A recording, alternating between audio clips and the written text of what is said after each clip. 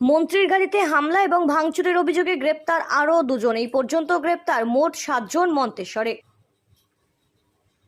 গত 3রা জুলাই নিজের বিধানসভা কেন্দ্রে নিজেদের দলেরই এক অংশ কর্মী সমর্থকদের হাতে হেনস্থার শিকার হতে হয়েছিল মন্তেশ্বর বিধানসভা কেন্দ্রের বিধায়ক তথা রাজ্যের মন্ত্রী সিদ্দিকুল্লাহ চৌধুরীকে। মন্ত্রী সিদ্দিকুল্লাহ চৌধুরীর অভিযোগ যে তার একাধিক গাড়িতে ভাঙচুর চালানো হয়, আর তার এই ঘটনাকে ঘিরেই কিন্তু তৃণমূলের মধ্যে গোষ্ঠী কোন্দলের কথা প্রকাশ্যে আসে। মন্ত্রী সরাসরি অভিযোগের আঙুল ওঠে মন্তেশ্বর পঞ্চায়েত সমিতির সভাপতি আহমেদ হোসেন শেখের বিরুদ্ধে। তবে এই নিয়ে তোলপাড় জেলা সহ রাজ্য রাজনীতি।